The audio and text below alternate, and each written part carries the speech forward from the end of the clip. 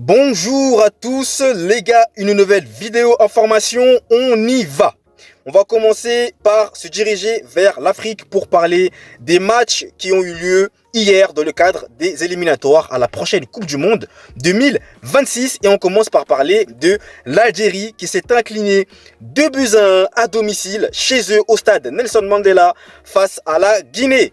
Et cette défaite est lourde de conséquences puisque la Guinée, grâce à cette victoire, revient à la même longueur, un même nombre de points que l'Algérie, à savoir 6 points chacune. Donc l'Algérie va devoir s'imposer lors des prochaines rencontres qui arriveront afin de valider son billet pour le mondial, puisque je vous rappelle, si vous ne le saviez pas, que les premiers de chaque poule seront immédiatement qualifiés pour la Coupe du Monde 2026. Donc l'Algérie a tout intérêt à terminer premier de sa poule.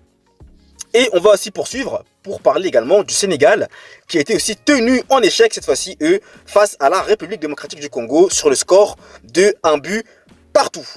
Et on va maintenant parler du pays voisin de la République démocratique du Congo, à savoir la République du Congo, qui a déclaré forfait. Enfin, pour l'heure, on ne sait pas si c'est officiel ou pas, mais d'après certaines informations, le Congo envisagerait, je vais dire ça comme ça, de déclarer forfait lors de la rencontre face au Niger pour la simple et unique raison que le Congo, déjà dans un premier temps, ne voulait pas disputer le match à Kinshasa, donc dans la ville de la République démocratique du Congo, et ils voulaient donc disputer leur match à Brazzaville. Sauf que le Niger, excusez-moi, a refusé de se déplacer jusqu'à Brazzaville, et donc le Congo, on a donc conclu qu'il fallait qu'il donc déclare forfait pour cette rencontre-là. Donc on ne sait pas si c'est officiel ou pas, mais en tout cas, je vous donne l'information. On verra s'il y a des évolutions, je vous tiendrai informé.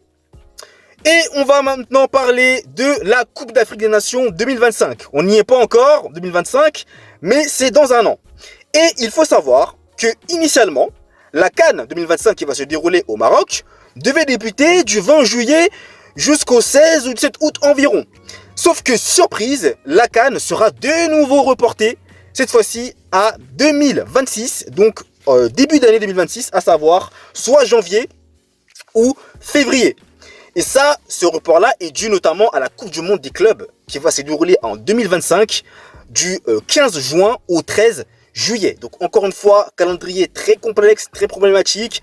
Par certains, c'est difficile d'organiser des compétitions et encore une fois la CAN est repoussée encore une fois. Donc malheureusement, eh bien, la CAN va être reportée en 2026 à janvier plutôt ou février.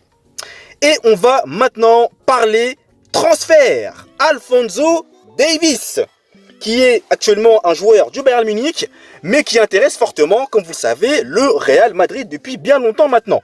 Sauf que le dossier n'avance pas du tout, et même il recule, puisque Alphonso Davies, qui a un contrat encore avec le Bayern Munich, qui est notamment sur sa fin de contrat, eh bien Vincent Kompany, qui est l'actuel sélectionneur du Bayern Munich, en a besoin et veut même qu'il y ait une prolongation du joueur. Donc là, ça complique la tâche au Real Madrid. Mais il y a aussi un deuxième facteur, c'est que Ferland Mendy, qui est au même poste que Alphonso Davies, est en train de revenir à son meilleur niveau. Donc le Real Madrid se dit là, pourquoi pas plutôt ne pas miser sur Ferland Mendy plutôt que d'aller encore aller acheter Alphonso Davies, surtout qu'il me semble que le prix que le Bayern demanderait pour Alphonso Davies serait de 80 millions d'euros, si je ne me trompe pas, mais je vous dirai ça, bien entendu, je vous l'inscrirai dans la vidéo. Mais voilà, donc Alphonso Davies, s'il venait à rejoindre le Real Madrid, aurait seulement une place de remplaçant, ce qui ne le satisfaiserait pas, je pense. Donc, affaire à suivre concernant ce dossier très très épineux, Alphonso Davies au Real Madrid. Et on va finir par parler des Pays-Bas qui ont cartonné le Canada justement de Alphonso Davies qui est canadien sur le score de 4-0 avec notamment des buts de Memphis Depay, de Jérémy Frimpong. Donc les Pays-Bas sont bien préparés pour affronter nos Bleus dans l'Euro puisqu'ils sont dans le même groupe et ça risque d'être très chaud. Donc les Pays-Bas en forme. Voilà, leur niveau de jeu, écoutez, on est maintenant fixé sur cette raclée qu'ils ont mise au Canada. Ça nous donne déjà un avant-goût de ce qui nous attend pour la semaine prochaine. Enfin, la semaine prochaine, dans 2 semaines maintenant. Donc voilà pour les actualités un peu décousues, l'actualité de jour. Donc n'hésitez pas à vous abonner, à liker, à partager. Voilà, merci à vous de votre soutien et de votre fidélité. Ça fait toujours plaisir. Et nous, comme à mon habitude, on se retrouve très vite pour de nouvelles vidéos. Allez, peace!